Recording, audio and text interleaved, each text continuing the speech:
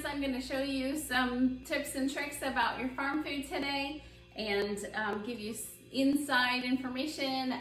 And so let's get started. This week, Swiss chard returns, so that it has the beautiful pink red stems and the green and red leaves.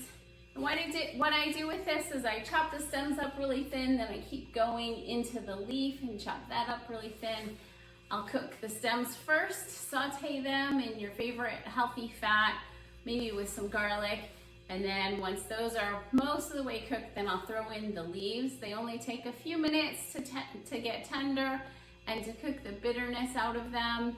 And you can stop them cooking right before they release all of their moisture and get really small. But if you keep them at that bright green stage, that's the perfect thing to do with Swiss chard. And the other thing we love to do in our family is get a whole bunch of Swiss chard and then cut up the stems and make a Swiss chard casserole without the leaves. So it's a stem casserole. These just melt in your mouth with butter and Parmesan. It's really delicious. I'll share that recipe in the blog post that's accompanying this video. And we have yellow beans for you for the first time this week. We just, we picked our record of beans last week. On Friday, it was mostly all picking beans. The yellow beans are not really wax beans. You'll see that they don't have a shiny finish. They're pretty much the same in texture and flavor as the green beans, but they will keep their yellow color. So I love to mix the yellow and the green beans together when I'm cooking them and then cool them right away for a salad, or just eat them together with my favorite fat and some sea salt. Here we have, you'll see in your box, probably right on top, you have a little packet of googly eyes and some instructions. So we're doing a contest of dressing up your favorite vegetable or uniquely shaped fruit. My kids are scouring the fields for the most interesting tomato that they can find. They can't enter the contest, but you can. And there will be prizes. Ray is organizing all of that, and you'll want to put you'll want to tag your pictures and put them on social media. It's a great way to share about your farm and about the healthy food that you're eating.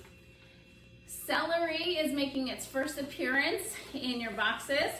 Celery takes a long time to grow, so we have to plant it in June, maybe late May. It takes a lot of water, and if you were getting our celery last year, you'll notice that we are able to give out bigger bunches of celery this year than last summer, and the weather has a lot to do with that.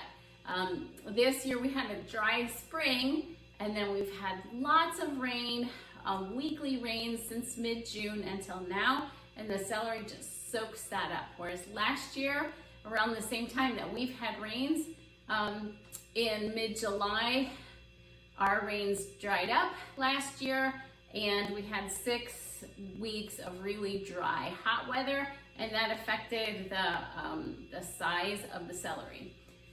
This is definitely different from store celery. You'll see that it has thinner stalks and it has an intense flavor. So it's really great for flavoring soups and stews. Celery lovers will love this.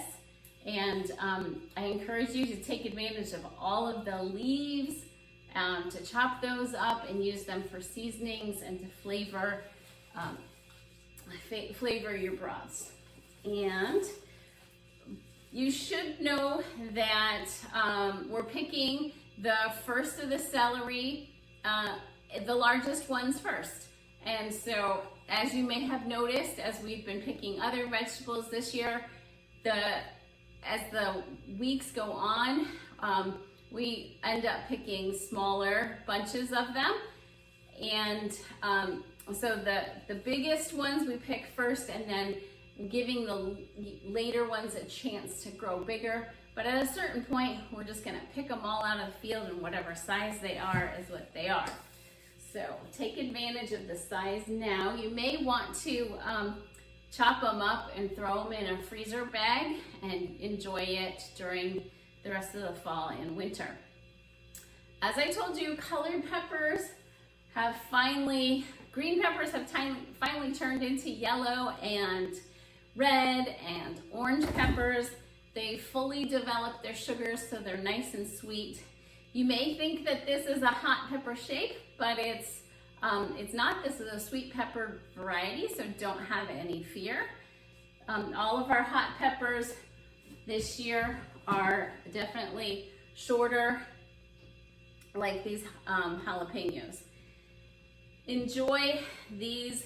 The size and the length of these, they would make very long, narrow strips, but they would also make very colorful, round slices if you want to do it that way.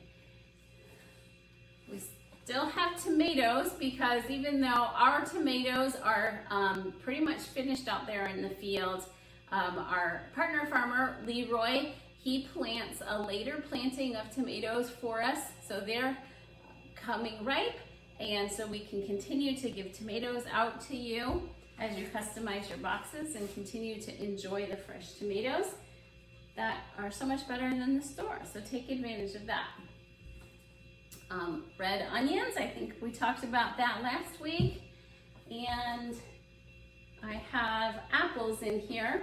So this is the Macintosh apple. It's green with a blush of red forming. This one is the Gala. It's the pink and yellow blush. On the blog post, I will explain the differences and the different uses of them. And that is for you to enjoy. Now, there was lots of other great vegetables and farm foods available for you as you customized your boxes.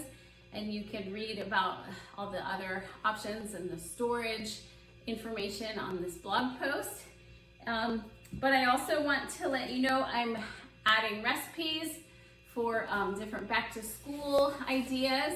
There's a nice one with beans that I'm going to include, and that Swiss chard casserole. And finally, please keep a lookout for a farm member survey that will be coming out soon. I'm finishing up the exact questions that I want to use to get information back from you. So we always want to improve.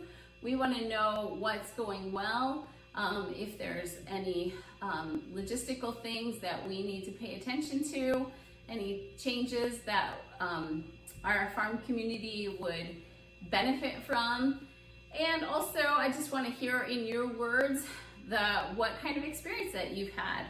And we have lots more room for people to continue getting fall and into the winter vegetables. We've got whole fields planted of things that will be coming in your boxes. And we haven't even gotten to the sweet potatoes or the winter squash, so that's all coming. So thanks so much for supporting us, your local farmers.